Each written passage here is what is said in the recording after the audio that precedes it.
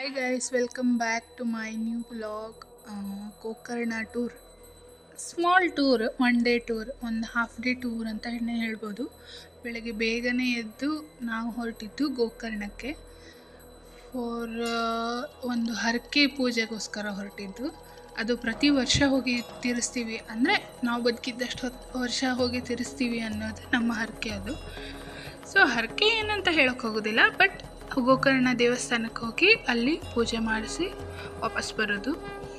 So ಬೆಳಗ್ಗೆನೇ ಎದ್ದು ರೆಡಿಯಾಗಿ ಫ್ರೆಶ್ ಆಗಿ ಸ್ನಾನ ಮಾಡಿಕೊಂಡು ಹೊರಟಿದ್ದು ಗೋಕರ್ಣಕ್ಕೆ. ಹೋಗಿ ಮುಟ್ಟಿದ್ದು ನಾನಿದು ಸ್ವಲ್ಪ ಶಾರ್ಟ್ ವಿಡಿಯೋ ರೀತಿಲಿ ಹಾಕಿದ್ದೀನಿ. ನಂತರ ವಾಪಸ್ ಬರ್ಬೇಕಾದ್ರೆ ಮಿರ್ಜಾನ್ ಕೂಡ ಹೋಗಿ ಬಂದಿದ್ದೀನಿ ನಾನು. ಅದ್ರದ್ದು ಕೂಡ ಲಾಂಗ್ ವಿಡಿಯೋ ಚಾನಲಲ್ಲಿ ಹಾಕಿರ್ತೀನಿ, ಚೆಕ್ ಮಾಡಿ. ಸೊ ಇದು ಗೋಕರ್ಣ ಬೀಚ್ ಹತ್ರ ಪಾರ್ಕಿಂಗಲ್ಲಿ, ದೇವಸ್ಥಾನ ಫ್ರಂಟ್ ಇದರಲ್ಲಿ ನೋಡ್ಲಿಕ್ಕೆ ಸಿಗ್ತದೆ ನಿಮಗೆ.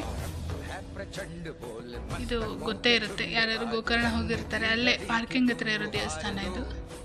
ಪಾರ್ಕಿಂಗ್ ಹತ್ರನೇ ಒಂದು ಸಣ್ಣ ಅಂಗಡಿ ಕೂಡ ಇತ್ತು, ಅಲ್ಲೊಂದು ಸ್ವಲ್ಪ ವಿಡಿಯೋ ಮಾಡಿದೆ. ಮಣಿ ಚೆನ್ನಾಗಿದೆಯಾ ನೋಡಿದೆ, ಚೆನ್ನಾಗಿತ್ತು. ನೆಕ್ಸ್ಟ್ ಟೈಮ್ ಬಂದಾಗ ಟ್ರೈ ಮಾಡ್ತೀನಿ, ನೋಡ್ತೀನಿ ತಗೊಳ್ಳಿಕ್ಕೆ. ಬಟ್ ಏನು ಗೊತ್ತಾ, ಶಿರ್ಸಿ ಜಾತ್ರೆ ಬಂತು. ಸೊ ಶಿರ್ಸಿಲೇ ತೊಗೊಳ್ಬೋದು ಆರಾಮಾಗಿ. ಎಲ್ಲ ಇಡೀ ರಾಜ್ಯದವ್ರು ಬಂದು ಮುಟ್ತಾರೆ ಇಲ್ಲಿ ಶಿರ್ಸಿ ಜಾತ್ರೆಗೆ. So no problem. ಗೋಕರ್ಣ ಅಂದಮೇಲೆ ಅಲ್ಲಿ ಕೆಲಸ ಮುಗಿದ್ಮೇಲೆ ನಾವು ಸ್ವಲ್ಪ ಬೀಚಿಗೆ ಬಂದಿದ್ವಿ. ಬೀಚಲ್ಲಿ ಹೋಗಿದ್ದ ದಿನ ಇನ್ನೂ ಸ್ಪೆಷಲ್ ಇತ್ತು, ನನಗೀಗ ಮರ್ತೋಗಿದೆ. ನಾನು ಹೋಗಿ 2 ತಿಂಗಳ ನಂತರ ಈ ವ್ಲಾಗ್ನ ಎಡಿಟ್ ಮಾಡ್ತಾ ಇರೋದಕ್ಕೆ ನನಗೆ ಮರ್ತೋಗಿದೆ. ಇನ್ನೂ ಭಾಳ ಸ್ಪೆಷಲ್ ಇತ್ತು ಅದು. ಮೋಸ್ಟ್ಲಿ ಪಿತೃಪಕ್ಷ ಟೈಮ್ ಇತ್ತು ಕಾಣುತ್ತೆ.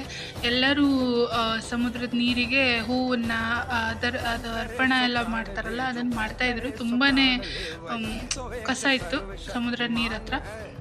ಯಾವಾಗೂ ಈ ಬೀಚ್ ಯಾವಾಗೂ ಹಾಗೆ ಇರುತ್ತೆ ಅಂತ ಅನಿಸ್ತದೆ, ಯಾಕಂದರೆ ಇದು ಮೇನ್ ಬೀಚ್ ಅಲ್ಲ. ಇನ್ನೊಂದು ಬೀಚಿಗೆ ಹೋಗಿದ್ವಿ, ಅದು ಇನ್ನೂ ಚೆಂದ ಇತ್ತು, ಅಂದರೆ ಶಾಂತತೆಯಿಂದ ಕೂಡಿತ್ತು. ಮುಗಿಸಿ ನಾವು ಹೊರಟಿದ್ದಿದ್ದು. ಇದು ನನ್ನ new bottle come cup 2. So ಇಷ್ಟ ಆಗಿತ್ತು, ಸಣ್ಣ ವ್ಲಾಗ್ ಅಷ್ಟೇ, ಏನೂ ಇರಲಿಲ್ಲ. Thanks for watching.